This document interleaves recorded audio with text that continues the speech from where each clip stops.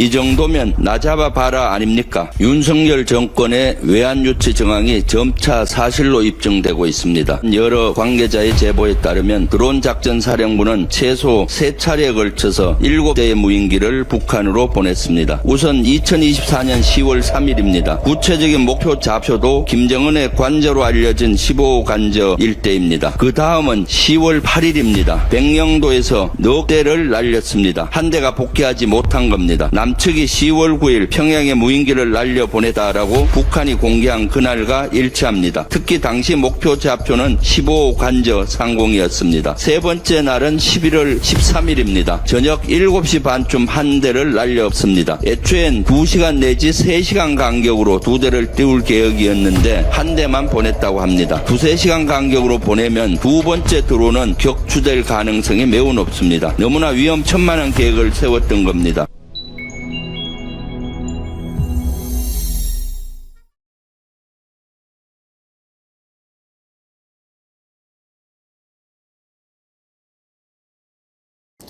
예, 주불리의 손자병법. 주불리 안보특강에서 이제는 손자병법으로 이름을 바꿨습니다. 어서 오십시오. 네. 김병주 네, 최고위원님. 김병주입니다. 민주주의 손자병법이죠. 네. 지금 네. 새로 나온 책 제목이. 네, 민주주의 손자병법입니다. 그러면은 민주주의를 어떻게 손자병법 적용하는가 이런 겁니까? 그게 아니라 민주주의를 정확히 얘기하면은 지킨 손자병법. 12.3 내란 때 고비고비마다 그때는 전쟁 상황이나 마찬가지였지 않습니까? 그렇죠. 그래서 그 당시 이재명 대표님과 함께 손자병법의 병법을 제가 계속 말씀드리면서 그걸 응용해서 이렇게 하자라고 제의했을 때 이재명 대통령께서도 아주 좋아하셨고 그런 전략들이 많이 적용이 됐습니다. 그래서 민주주의 손자병법으로 명명을 했습니다. 책이 언제 나옵니까? 16일 날 나옵니다. 내일? 네네. 예약 판매 중이고요. 예. 교보문고에서 예약 많이 해 주십시오. 민주주의 손자병법. 알겠습니다. 아주 베스트셀러 예약입니다. 네. 예. 네. 이제 손자병법에서 배운다. 지금 아침에 보니까 교보문고에서 예. 정치 사회 분야에서는 5위를 달리고 있습니다. 네. 아직 아마 나오기도 전인데 5등이니까 예. 나왔다 하면 1등이죠. 네. 예약이죠. 오늘 백운계 정치 1번지를 왔다 가면은 예. 1, 2, 3위 안에 들 것 같습니다. 그럼요. 그리고 지금 우리 정치 1번지에서도 저 책을 구입해서 네. 우리 청자님들한테 좀 나눠드릴 생각이고 또 많은 분들이 네. 민주주의 손자병법 이번에 꼭 한 번씩 보시기를 제가 추천드립니다. 아이고 감사합니다. 예. 네, 네. 무인기 얘기를 좀 해봐야 되겠습니다. 어제 네. 국회에서 밝히셨는데 지금 백령도뿐만 아니라 연천에서도 무인기 2대를 북한으로 보냈다. 이 내용이 조금 전에 추가로 확인됐다면서요? 네, 네. 오. 사실 지금까지 어직 발표한 것은 3회 7대였거든요. 예. 3차례에 걸쳐서 7대를 우리 무인기를 북한에 보내서 전단을 살포했다. 근데 연천에 있는 부대에서도 10월 3일 날 2대를 북한으로 보냈다라고 제보가 들어와 있는 사항이고 예. 요거는 또 더블로 체크하고 있는 중입니다. 그러면 지금까지 파악된 게 전부 몇 대나 보낸 겁니까? 지금까지 9대죠. 9대까지 보냈는데도 네. 북한이 꿈쩍하지 않았다는 거 지금 생각하면 참 오싹한데요? 네, 그렇습니다. 그래서 북한도 제가 봤을 때는 그때 얘기했지만 2가지 이유라고 봐요. 하나는 러시아에 파병 준비를 하고 있어서 2개 전선을 유지하기 어려웠다라고 판단했을 거고, 두 번째는 북한의 정보 능력이 대단하다는 생각을 해요.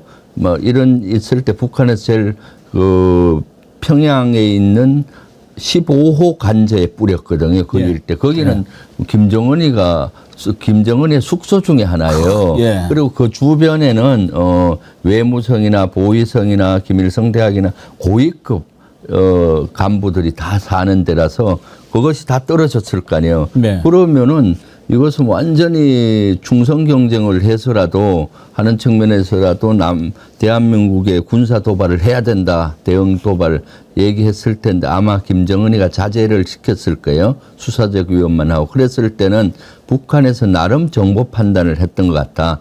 윤석열 정부가 강대강으로 치달리는데 자칫하면은 전쟁으로 갈 수 있지 않겠느냐라는 그러한 판단도 있지 않았겠나 싶습니다. 지금 돌이켜 보면은. 그러니까요. 김정은이가 지금 보니까 2011년에 김정일이 사망했거든요. 네. 벌써 권좌에 오른 지 14년째가 됐단 말이에요. 예. 그러니까 이제 김정은이도 더 많은 판단, 네. 더 많은 정보를 통해서 이렇게 분석하고 그랬을 때, 야, 이거 왜 이러는 거야? 네. 이자가 지금 코너에 몰리니까 우리한테 한 방 쏴달라고 하는 거 그런 거지? 네. 이렇게 지금 간파를 한 거죠. 네. 그랬을 것 같아요. 예. 네. 그러니까 수사적인 말로 위협을 하고 그다음 동해선 저런 데 폭파하잖아요.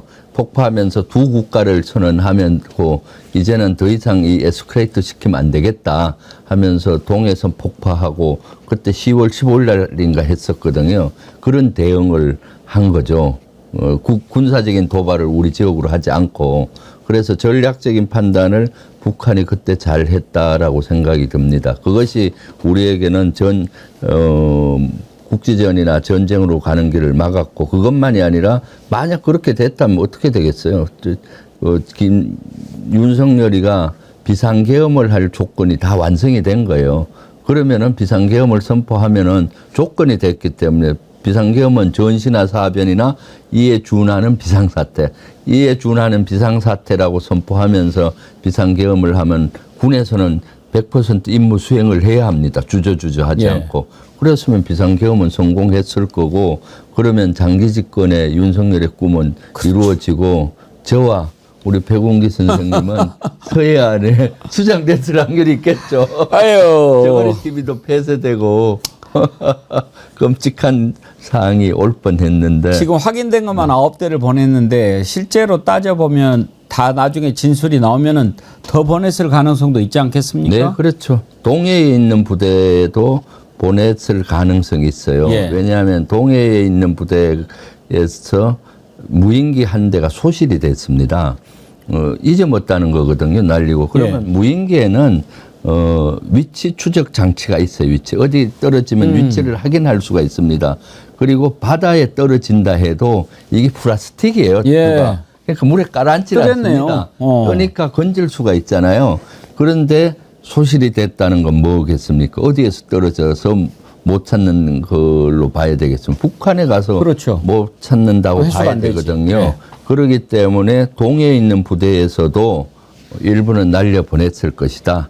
뭐 물론 평양인지 어딘지는 모르겠지만은 그래서 수사를 전방위적으로 해야 된다는 얘기를 하고 있고요. 무인기 부대는 동부 전선에도 있고 중부 전선, 백령도 같은 서부 전선에도 있는데 서부 전선에 있는 백령도 김포권은 많이 클리어가 됐고 연천에 있는 부대하고 동해에 있는 부대는 좀 더 아직 제보들이 좀 약해서 계속 제보를 받고 있는 상태입니다.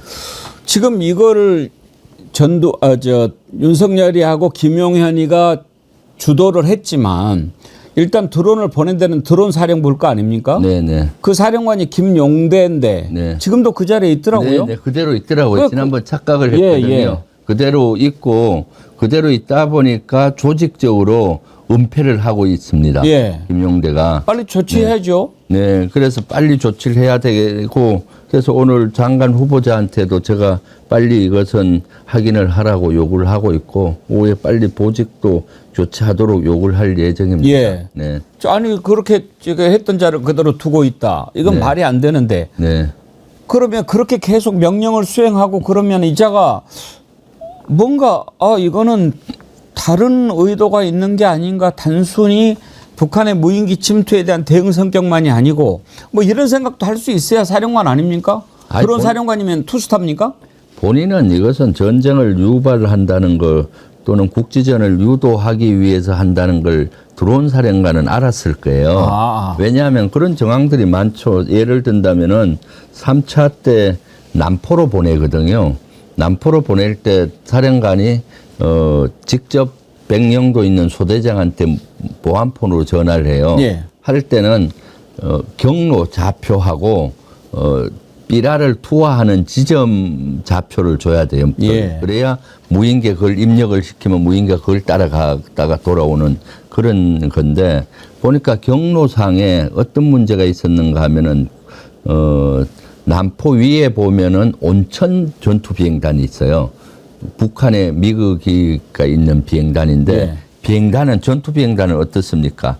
레이더가 촘촘하게 돼 있고 방공 무기 시스템이 잘 돼 있어요. 우리도 무인기 방어가 제일 잘 돼 있는 데가 인천공항이나 저런데요. 예. 무인기가 오면 우리 그렇죠. 비행기가 충돌할 수도 격추되고 있고. 하고 그런 또 테러도 있을 수가 있기 때문에 거기를 경유해서 남포로 들어가는 루트를 준 거예요.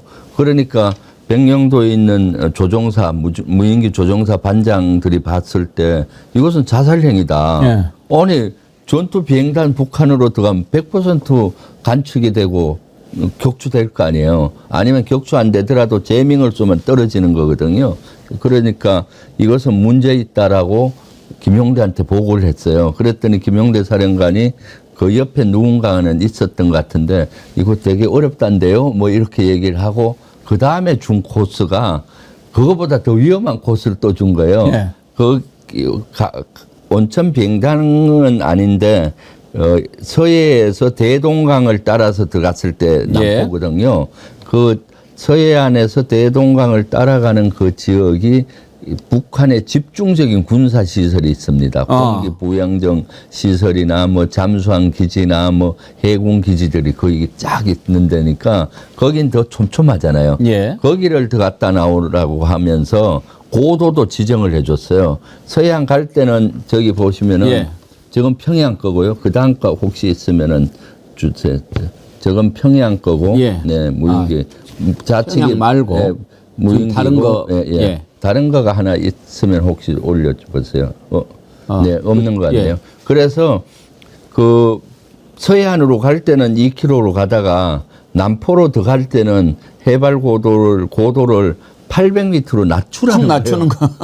완전 들켜라네. 들켜라는 거죠.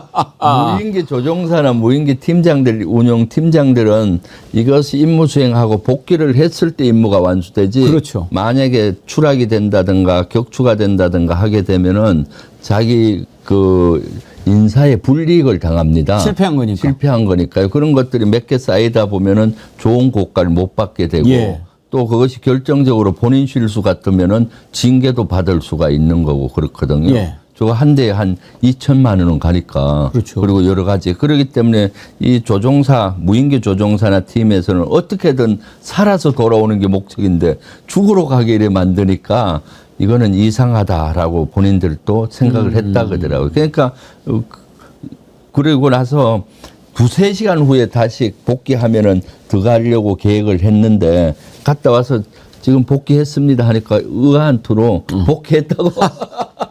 아니 고도 낮추고 거기 호랑이 아가리로 들어갔다 나온 거나 마찬가지잖아요. 예. 그런데 살아왔다고 좋아해야 되는데 실망하고. 오히려 거기 떨어졌다라는 보고를 받는 순간 윤석열, 김용현이 막 박수치고 좋아했다는 증언도 있잖아요. 평양에 떨어졌다고 그러니까. 평양에서 반발을 했잖아요. 예. 그 보낸 무인기 전단이라고 하면서 막 수사적으로 예. 위협하고 떨어진 거 했을 때 윤석열과 김용현은 박수치고 웃었다고 하잖아요. 그렇게 한 이유가 이제 북한이 도발하겠구나. 그럼 우리가 준비했다 10배 이상 보복해 하면 국지전이 나는 겁니다. 이런 정도면 외환죄 구성하는데 큰 무리가 없지 않겠습니까? 그렇죠. 외환죄 속에는 예.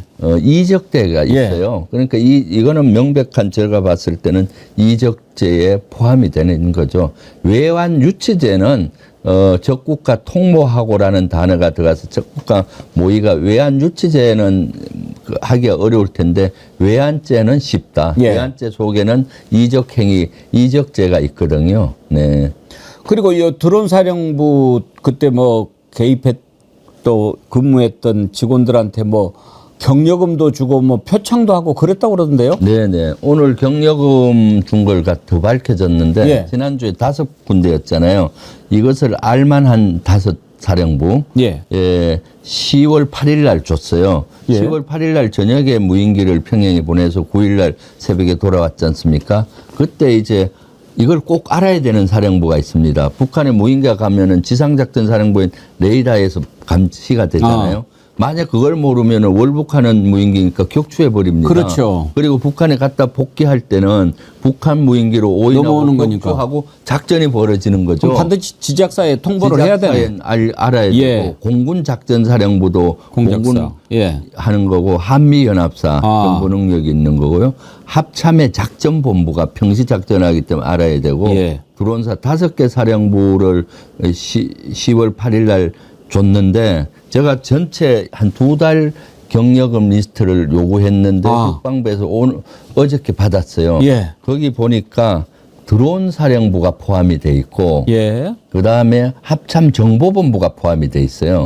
그럼 이 2개 사령부는 무인기와 관련이 되는 거죠. 예. 왜 합참의 정보본부냐, 작전본부냐, 제가 그러니까 퍼즐이 맞춰지는데 평양에 있는 15 간저가 목표로 정할 수 있는 데는 드론 사령관은 못 합니다. 드론 사령부는 북한의 사진을 찍어서 그 정보를 합참 정보본부로 보내면은 정보본부에서 분석을 하는 거고요. 예. 그렇기 때문에 정보본부 정도 돼야 평양에 있는 15 간저가 전단을 뿌리고 삐라를 뿌리면은 북한이 제일 아파할 것이라는 걸 분석할 수 있는 능력이 있는 부대가 정보본부나 아니면은 안보실 정도거든요. 예. 그래서 정보본부와 심리전단도 포함이 되어 있었다라는 거죠. 심리전단은 전단을 만든 부대 아닙니까? 지금 네. 보니까 말씀하신 부대들 10월 8일 날 네. 군사 대비태세 현장 지도 격려 명목으로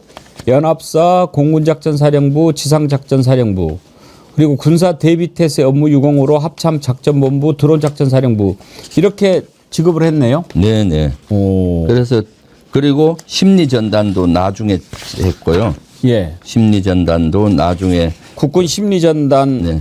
또 국방시설본부 이렇게 돼 있네요. 네네. 예. 그 심리전단 같은 데는 실제 오늘 이걸 다 받았었거든요. 예. 이 국방부에 자료를 요청해서 저 슬라이드를 예, 보시면 방금 전에 되겠네요. 예, 표. 그래서 이걸 요약해 보면은 예. 10월 8일 날은 10월 이날 저녁에 띄워야 됐지 않습니까? 무인기를 띄웠기 네. 때문에 그 관련 부대에 아마 김용연이가 됐든 누가 전화를 했을 거예요. 오늘 이런 비밀 작전 하니까 너들 알고만 있어라. 혹시 보고 올라오면은 비밀 작전으로 해서 없었던 걸로 밑에는 정리하라 하면서 경력금 좀 보내겠다 해서 경력금 보냈을 것 같고 네. 경력금은 통상 훈련하기 전이나 훈련장에 갔을 때 주거든요. 그다음 10월 23일 날은 심리전단에 300만 원 줬지 않습니까? 그러니까 전단을 살포한 부대입니다. 전단을 만드는 부대. 예. 삐랄 만드는 부대. 그다음에 11월 23일은 사실은 11월 13일 이후에 13일 날 남포에 무인기를 보내는데 남포 지역의 군사 주요실을 경유해서 갔다 오게 했지 않습니까? 예. 그걸 분석할 수 있는 것은 합참정보본부예요. 그래서 저 부대들은 저거와 관련이 있다고 저는 의심을 하고 있습니다. 예, 내란 예. 특검에서 꼭 백운기 정어리 TV 보시고 이 부대를 수사를 할 필요가 있다라고 예. 생각이 듭니다. 정말 저건 반드시 밝혀야 될 일인데 네. 일단 뭐 이제 밑에 있는 부대원들이야 뭐 시킨 대로 했으니까 네. 뭐 하고 뭐 잘 됐다고 상 받고 그렇게 했겠지만 그 중에서도 뭐 갔다 돌아온 것도 아니고 출하겠다는데 무슨 격려금을 주고 그러니까 이상하다 이렇게 생각하는 병사들도 있었을 거예요. 네네. 저거는 밑에서는 처음에 평양 갈 때는 의심을 안 했다 그래요. 이거는 단순한 정찰 업무. 아니 오물풍선이 그때 많이 예, 나오니까 예. 그 대응 차원에서 북한에 간담을 서늘하게 해주는 작전이라고 생각을 했었는데 11월 13일 날 작전은 남포의 군사기지를 막 들어가서 격추당하도록 이렇게 계획한 거 아니에요. 그래서 본인들도 너무 문제가 있다 생각하고 문제점 특히 비행장은 안 된다. 전투 비행장은 문제도 제기하고 빼고 이런 노력을 했던 것 같아요. 실무자들은. 근데 최근에 드론사 안에 뭐 부대 명칭을 바꿨다 이런 제보도 있다면서요. 네네. 어떻게 바꾼 겁니까? 지금 조직적으로 예. 보니까 은폐하고 했던 것 같아요. 부대 명칭이 거기에는 101대 원래 정찰 중대라고도 하고 브라보 중대라고 했는데 예. 올 1월 달에 12.3 내란 이후 1월 달에 100일 때 1중대로 명칭을 바꿨더라고요. 중대를 바꾸는 경우는 아주 특이하잖아요. 예. 그래서 바꾸면 어떻겠습니까? 수사에 혼선을 주잖아요. 지난번에 무인기 띄운 부대는 정찰중대, 일명 또 브라보 중대라고 하는데 바뀌었으면 그 1중대가 있는 거예요. 전화했을 때. 야, 브라보 중대 바꿔봐. 예를 들면 예. 브라보 중대는 없고 1중대 있습니다. 하면은 마치 다른 부대 같잖아요. 그렇죠. 그래서 부대 명칭까지 바꾸었고 이건 아마 드론 사령부에서 지시를 해서 바꾼 것 같아요. 중대를 바꾸는 경우는 드론 사령부 정도면 바꿀 것 같고. 예. 그리고 그 드론사에 있는 이 관련된 지휘관들하고 주요 관련자들을 보직을 다 다른 데로 보내버렸어요. 그러니까 101대 대는 김포 백령도에 있는 대대인데 예. 거기를 지휘하는 대대인데 대대장하고 그 밑에 정작과장, 중대장, 주임원사를 아예 드론사가 아닌 다른 부대로 바꾼 거예요. 증거인멸 시도네. 네, 대대장은 정보사로 보내버리고, 예. 그 다음에 거기 있는 정작과장이나 이런 인원들은 원래 해병대나 이런 데로 보내버린 거예요. 그럼 이것은 드론 사령관이 할 수 있는 게 아닙니다. 드론 사령관은 드론 사령부 내에서 인사이동을 하는데 거기에서 해병대나 정보사로 보내려면은 국방부의 인사명령이 나야 돼요. 예. 그럼 국방부의 인사복지실이나 그 관련된 부서에서 명령을 내줘야 되잖아요. 그러면은 드론 사령관 위에 아주 힘 있는 사람 누군가가 지시를 했기 때문에 가능하다는 거고, 그리고 드론 사령관 밑에 반장들 있잖아요. 예. 상사급 반장들 같은 경우는 입막음 하려고 그런지 몰라도 그 부대 말고 드론사 내에서 다른 부대로 또 전출을 시키고 분리시키려고 하고 있었죠. 그래서 특히 드론사 내에서 이전 전출 가고 이런 인원들은 마음고생이 너무 많이 하고 있습니다. 왜냐하면 자기가 진짜 중요 임무를 성실히 수행했는데 아무 죄 없이 다른 부대 가라 그러고 뭐 막 이유를 들어서 핑계거리를 만들어서 마취하고 왕따시키고 하니까 정신적인 고통을 많이 겪고 있다라는 제보들이 있더라고요. 근데 이건 좀 다른 얘기입니다만은 제가 어제 그 발표하시는 모습 보니까 역시 최고위원이 세긴 세구나. 네. 김병주 최고위원님이 발표하는 옆에 장관 후보자가 이렇게 딱 표를 들고 있더라. 네.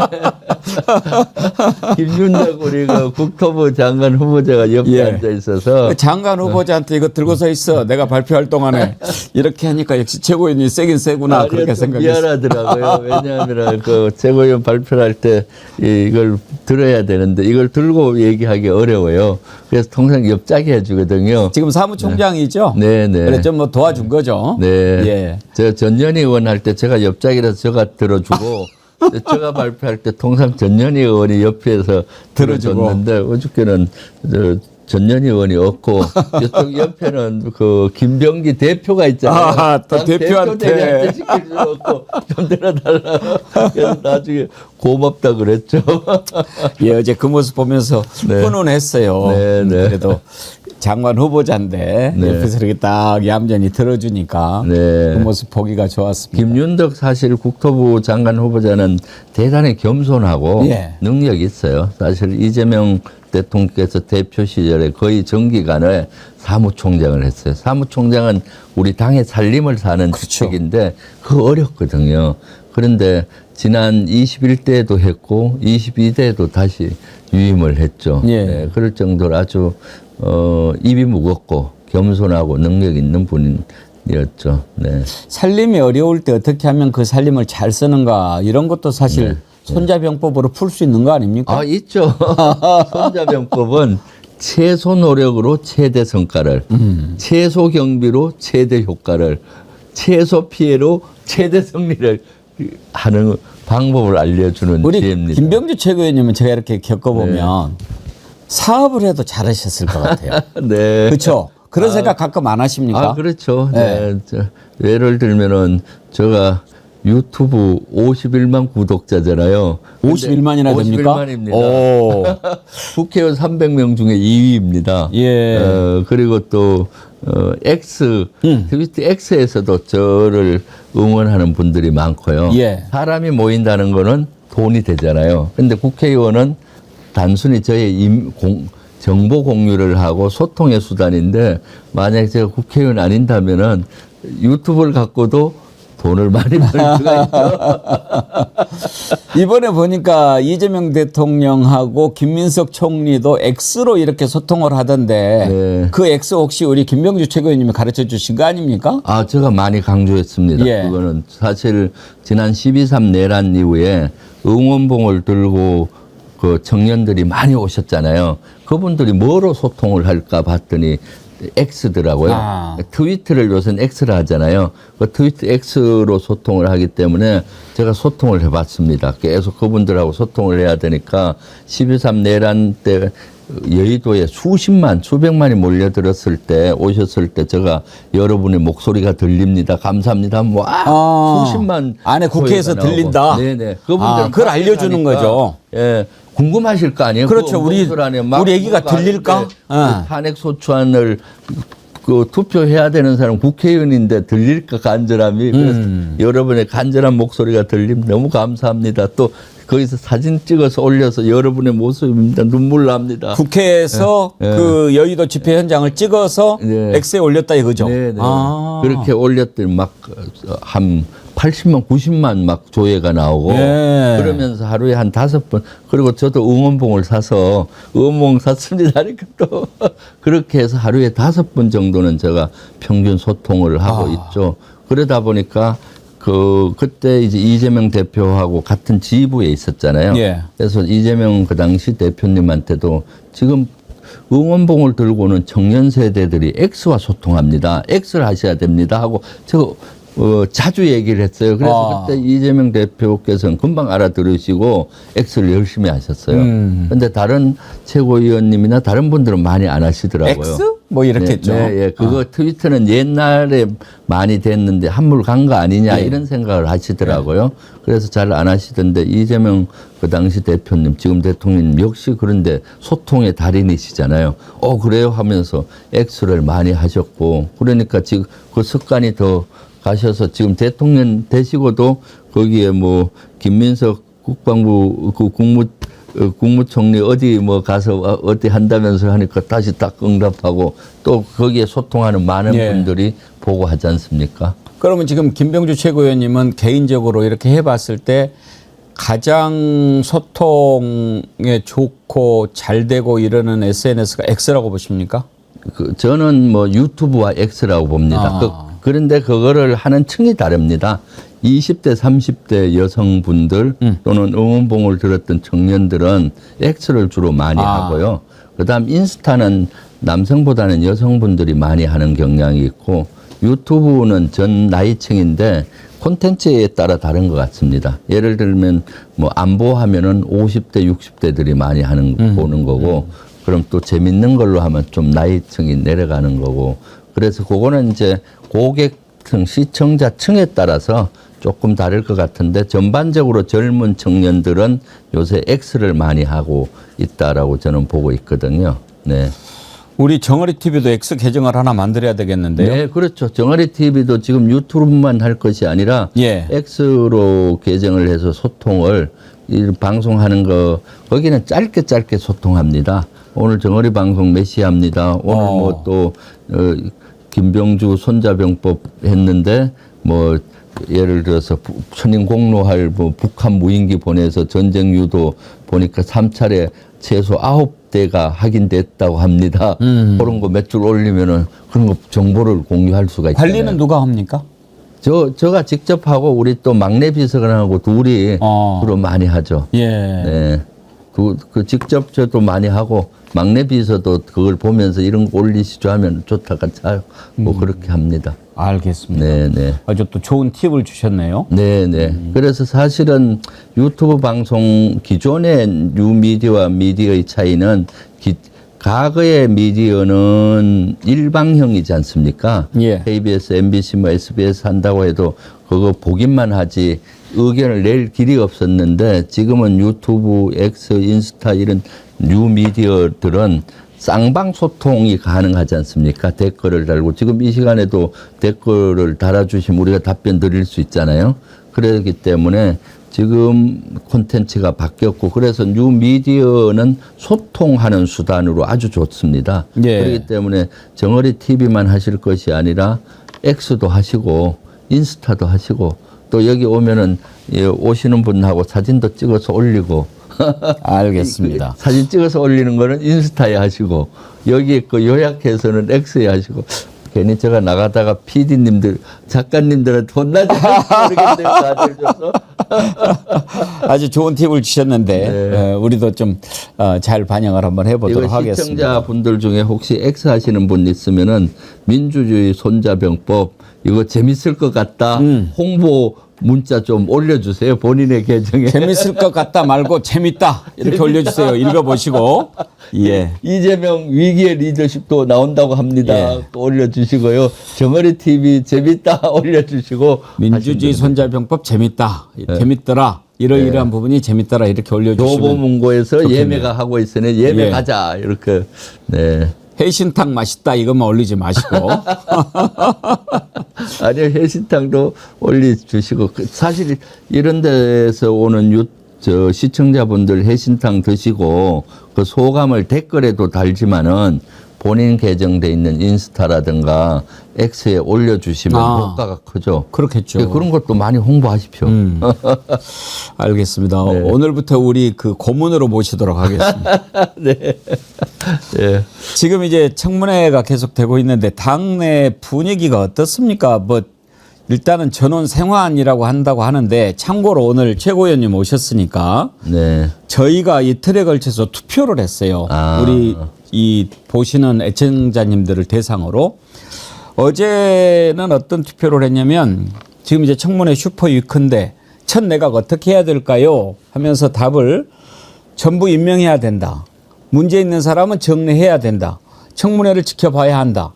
이렇게 세 가지로 답을 드렸는데 결과가 어떻게 나왔냐면 네.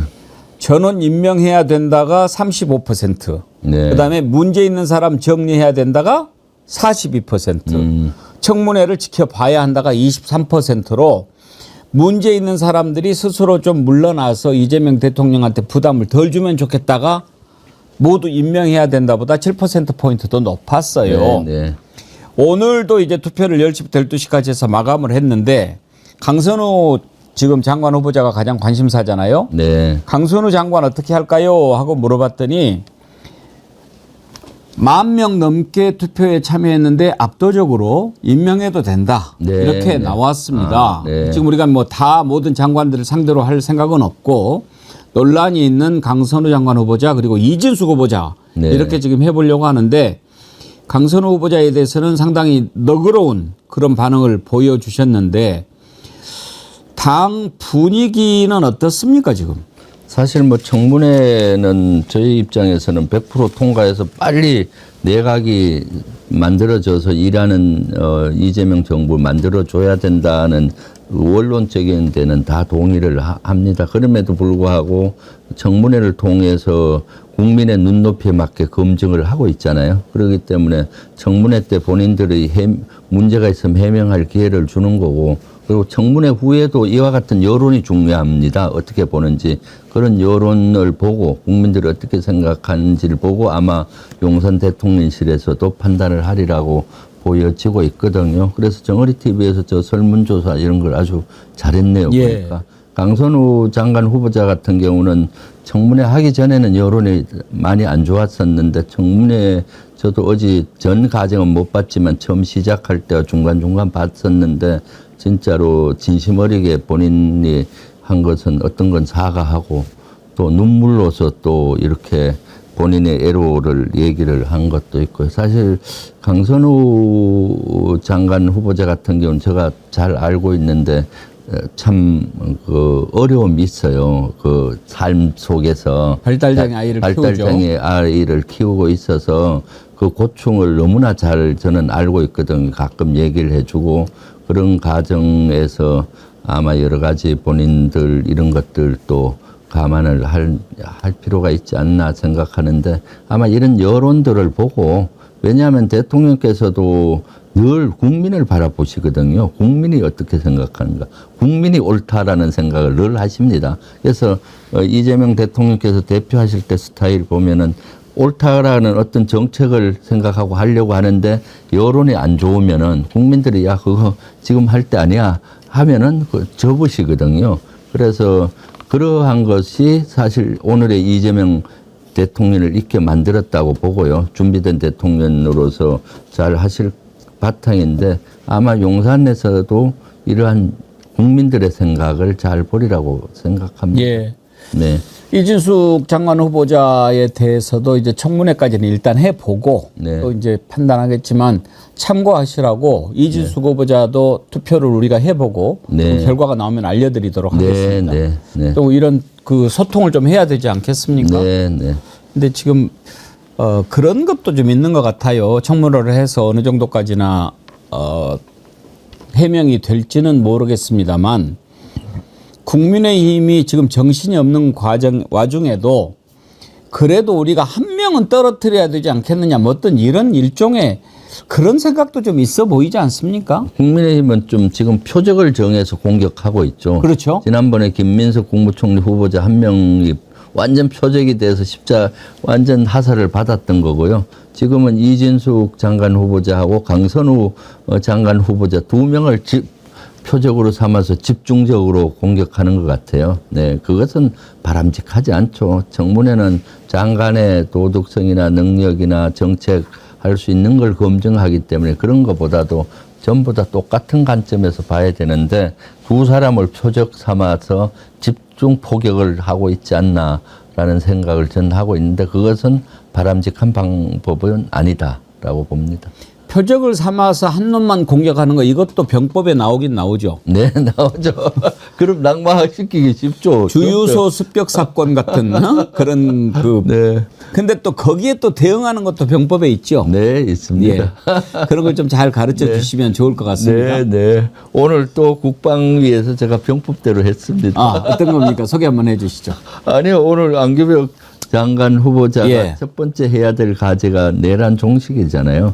그래서 제가 무인기 침투에 대한 북한 무인기 침투에 대한 새로운 사실을 많이 밝혔더니 이것이 주로 이슈가 되었다. 관심 유도. 물론 이것을 장관 후보자가 알아야 예. 가서 자체 조사단을 만들어서 빨리 이 조사를 하고 예. 내란 특검에 보내야 될 형사처벌할 인원들은 보내는 거고 예. 경징계를 해야 되는 인원도 있고 징계로 끝날 인원도 있고요. 예. 또 구두 경고로 끝날 인원도 있고 이런 걸 빨리 풀어줘야 되는 겁니다. 예를 들면은 특전사 같은데 내란에 참가한 장병들까지 그건 구두 경고를 해야 되는 거고요. 그리고 그 핵심 요원들은 내란 특검에 가서 지휘관들은 하는 거고, 그다음 그 초급 간부들은 사실은 참가했지만은 본인들이 미온적으로 소극적으로 했지 않습니까? 그런 경우는 이제 뭐 예를 들어서 다른 방법을 한다든가 그런 걸 빨리 해줘야 군이 빨리 안정이 됩니다. 예. 안 그러니까 다 불안해 하잖아요. 네. 끝으로 한 가지만 여쭤보겠습니다. 지금 이제 윤석열 계속 특검 조사 저렇게 지금 배째라식으로 나오지 네. 않습니까? 어제도 이렇게 조사실로 데리고 와라고 그러니까 뭐 전직 대통령이라 저희가 어떻게 못하고 이렇게 얘기를 했다고 그러는데 저 어떻게 해야 되겠습니까? 강제 구인을 해서라도 조사를 해야죠. 사실 법 앞에 평등하다는 것을 내란 특검은 보여줘야 된다고 봅니다. 법 앞에는 대통령이든 일반 국민이든 다 똑같아야 되잖아요. 그런 것들, 그것이 우리 대한민국을 유지하는 근간입니다. 그런 것들을 보여줘야 되는 거죠. 네. 그러면은 오늘 구치소에서 못하겠다라고 하면은 특검에서 수사관을 보내서라도 네. 끄집어내야 된다라고 네, 보십니까? 그렇죠. 그렇게 할 수는 있을까요? 한두 번은 좀 인내하는 모습은 보여줘야 되겠죠. 아무래도 우리 국민 정서상 그래도 대통령 했던 사람인데 그래서 한두 번은 더 기회를 줘보고 안 되면 강제 구인을 저는 해야 된다고 봅니다. 예. 네, 네. 네. 강제 구인하려면 머리부터 끄집어내는 게 좋습니까? 발부터 잡아당기는 게 좋습니까? 네. 제일 어려운 질문이에요. 병법에 안 나옵니까? 예. 네.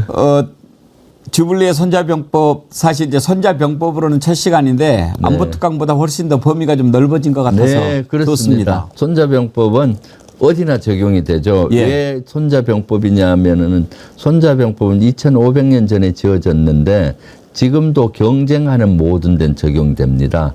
국가와 국가끼리의 최고의 경쟁 상태가 전쟁이지 않습니까? 그러니까 현재도 기업과 기업 경쟁에서도 그리고 개인과 개인의 경쟁에서도 쓰일 수 있는 예. 것이 손자병법의 지혜고, 그리고 특히 손자병법의 지혜는 싸우지 않고 이기는 것을 최고로 치고, 싸우고 이기더라도 최소 피해로, 나는 피해를 최소로 하면서 이기는 것, 그리고 이걸 업무에 적용하면 최소 노력으로 최대 성과를 예. 얻는 이런 방법의 지혜가 공유되어 있습니다. 그렇기 때문에 여러분들 여름 휴가를 날리기에는 지난번에 독서라고 우리 배용기 예. 선생님 말씀하셨는데, 민주주의 손자병법 교보문고에서 예매하셔갖고 보시면 더위를 날릴 수가 있다고 봅니다. 예.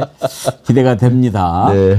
앞으로는 손자병법 중에 우리가 또 써먹을 만한 거 하나씩 또 좀 소개를 해 주십시오. 그렇게 하시죠. 예. 한 개 과제를 예. 소개하는 시간 예. 5분 정도라서 3분 이슈를 정도. 가지고 우리가 다루지만 또 오늘의 손자병법 네, 네. 한 번씩 딱딱 해주시면 네. 우리가 많이 풍성해질 것 같습니다. 네. 옛날에 손자병법이라는 드라마도 있었어요. 네, 그렇습니다. 오형경 배우가 네. 저 상사로 나왔던가? 뭐 네. 그런 네. 소설 손자병법인가 또 있었는데. 네. 알겠습니다. 오늘 주불리의 손자병법 함께 해주셔서 감사합니다. 고맙습니다. 네, 감사합니다. 민주당의 김병주 최고위원과 함께한 주불리의 손자병법이었습니다.